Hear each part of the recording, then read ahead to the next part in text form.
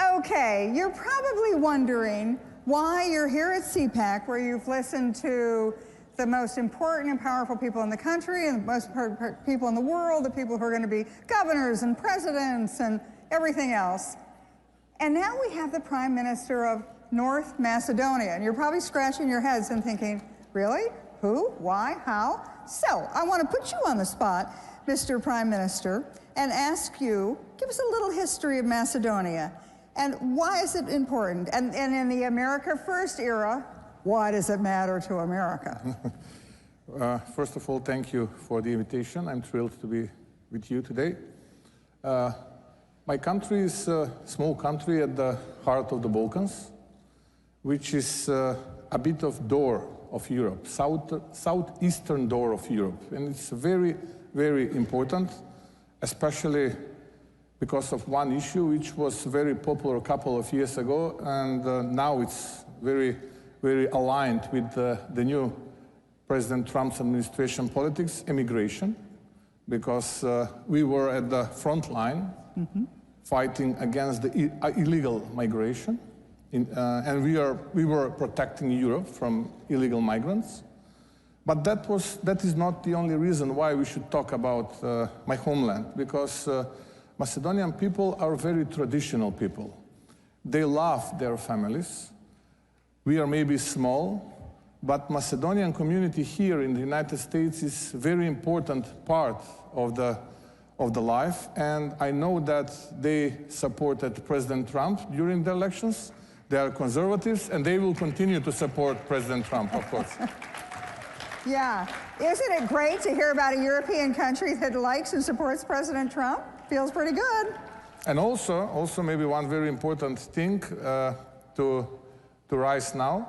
We were elected as a new government by a vast majority of our citizens 8 months ago. And I want to point out, yours is a multi-ethnic country. Yes, Muslims, you have Christians. Yes, we are a multi-ethnic country. Huge majority, about 2/3 are Macedonians, 1/3 are the others, Albanians, Serbs, Turks, Vlachs, Bosniaks, and the others. But 2/3 are Macedonians. And also, I said, a lot of Macedonians are living here in the States, in Canada, in Australia.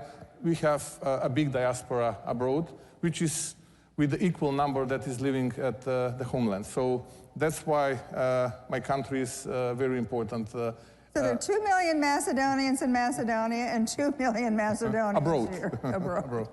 Also, my country is very, very important because there is one nice lake called Ohrid Lake. Okay. And lake is a lake, maybe is not that important for this conversation.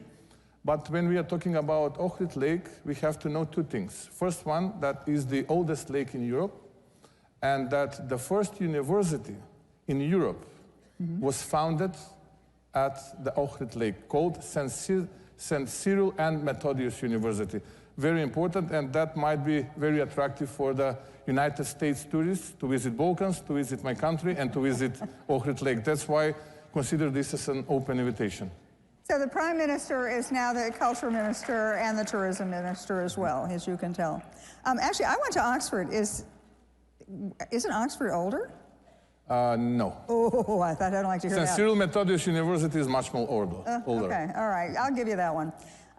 Look, one of the reasons that the Balkans is important, so North Macedonia is in the middle of the Balkans.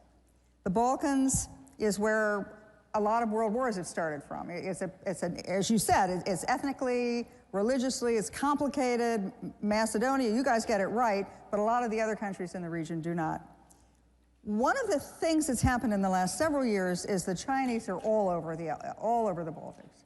The Chinese have decided about 20 years ago that they were going to establish a Eurasian trade route. It's called One Belt, One Road, and that they were going to link Europe with Asia by sea and by land, and that China was going to control this trade route. You're in the middle of this trade route, so explain to me how it works. What are the Chinese doing? How are they trying to get into the Balkans? How are they trying to get into your country? And what kind of success or failure have they been met with?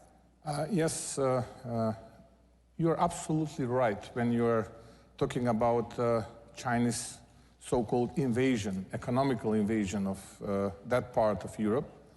Of course, we are under the heavy financial pressure that is coming from that country. But the only puzzle which they are missing in their economical mosaic is exactly my country. Why? My country is a natural intersector of two very important pan-European corridors, Corridor 8 and Corridor 10.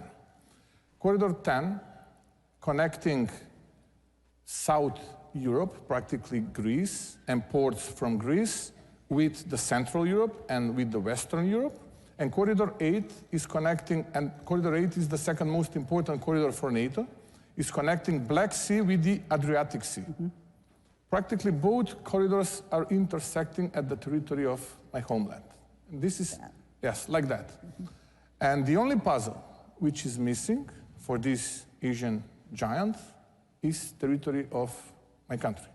Since we are strategic partners with the United States, I would be very keen to welcome as much as possible, let's say, investors, and American businesses are already present in my country, which will be a big competition to these Asian giant companies that are already present in the region. Therefore, my country, my homeland, is of big importance for the United States, not only for the region, but for the Europe as well. Hey, that's great, but you quickly went over, but I want to get into a little bit more detail. You talked about the strategic partnership that you have with the United States. You also talked about you're really in alignment with at least the Trump administration and the new wave that's going through America, and you're really alone in Europe when you're doing that. Last week at the Munich Security Conference, I'm sure you may not know the name of it, but you remember Vice President Vance went to Europe last week. And he stood up before all the European leaders, the NATO leaders, the European leaders, all the guys in the generals, and he stood up, and everyone assumed that he was going to talk about NATO, about to the European and Canadian allies, spend more of your money, your fair share on NATO, or he was going to talk about Ukraine. He did not. He talked about cultural issues. And as I'm watching Vice President Vance, I see you in the front row, and you're the only guy going like that, and all the other ones were like, really, and then most of them walked out. So, talk to us about that. You know, from Vice President Vance said things that were kind of, you're not supposed to talk about, but he did. And he did it in a very straightforward and polite way, where he talked about our shared values and how the Europeans are committing cultural suicide, that they're giving up free speech, they're giving up freedom of religion. Tell me how it feels like to be Macedonia supporting, you know, Donald Trump policies, even before Donald Trump was president, in the middle of a Europe that seems changing before our very eyes. I mean, that was, for me, historical event. And according to my humble opinion, I'm not saying that I'm right, maybe some of the European politicians will be angry at me, that was a very inspiring speech. Good for you. And I was not at the front line, I was in the second row. Yeah, but you were the only guy applauding. I want to point out, the only guy going like that. Yes, but what is important that after the speech, some of the audience criticized the speech, and some of the audience said that that was a bit of interference into the domestic issues of sovereign countries. Because Vice President J.D. Vance flagged a lot of examples which are not good and which are not aligned with the freedom of speech, with the democracy values, with at least common shared values. And I will say it again, I think that he was right. Then, 2 days afterwards, I had a panel as well. Mm-hmm. Not like here, 20 minutes. I've got maybe 4 minutes to say something about my impression, not about the speech, but about the Munich Security Conference. Mm-hmm. And I said that really that was historical one with a lot of frank and straightforward talks. And I think that really this year was extremely fruitful and successfully organized conference. But what I've said, I don't know whether the American people know that since the very beginning of our independence from former Yugoslav Federation, we had two strategic milestones. First one was to become a full-fledged member of NATO, and the second one was, and is, to become full-fledged member of EU, European Union.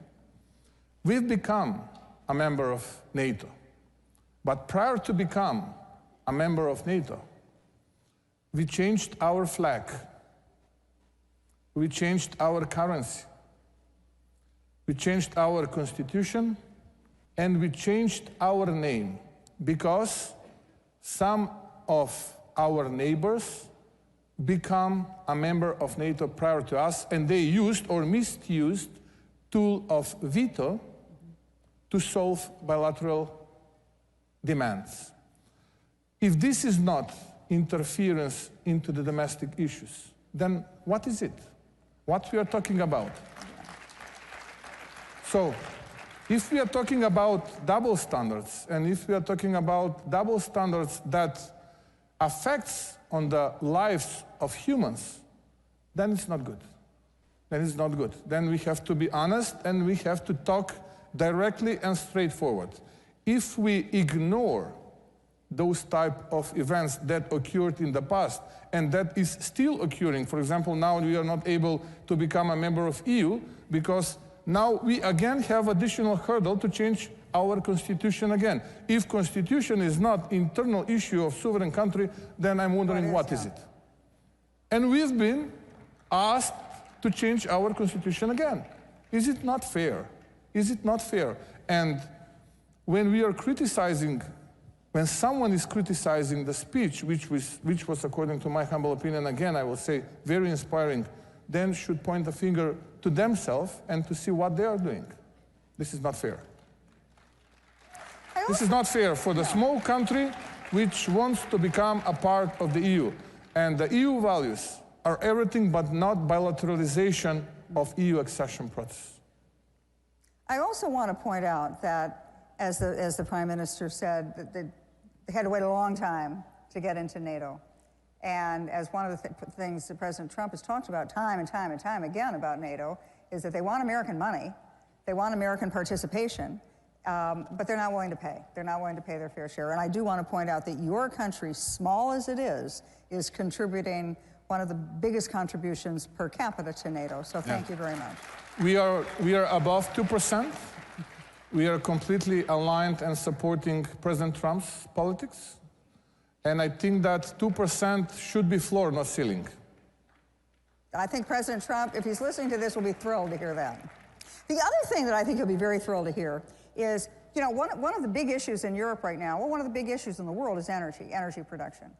And when President Trump talks about energy dominance, you know, doesn't say energy independence, he says energy dominance, says drill, baby, drill. What he means is the United States now has the ability, with our own natural resources, to get oil and natural gas. We have more of it than anybody else in the world. We can become the world's energy supplier, just us alone. We can replace Russia, replace the Middle East. We would be the dominant energy supplier to the world, and we would set the price at a very low price, which works for us, doesn't work for anybody else. You're a key part of this equation. Yes. Because if the United States exports liquefied natural gas, which we have in abundance, cheap, safe, wonderful, and it can go to Europe, it changes the entire strategic equation of Europe and really of the world. So explain to me very quickly how you're going to do that for us. That equation now is missing pipeline that is crossing over my country. And we are building that pipeline now. Practically, we are building our southern interconnector with Greece. That's great. We will start building northern interconnector with Serbia, and practically using the Alexandropoli terminal. American gas will be super big competition of existing pipeline, which is called South Stream. Maybe you're aware about Nord Stream, but no one is talking about South Stream, which is not on the top of Europe, it's just on the bottom of the Europe. And there is flowing Russian gas. So American gas through this pipeline, which will cross over my country, will be a super big competition of the Russian gas to the Central Europe and to the Western Europe. That's why we are very important. And that's why we are strategic partners. So you may have walked into here wondering, what am I going to listen to somebody talk about North Macedonia? I can't even find it on a map. Now you realize it is, in fact, one of America's great allies and doing great things with us. So thank you, Mr. Prime Minister. Thank you for the invitation, and God bless American and Macedonian people. Thank you.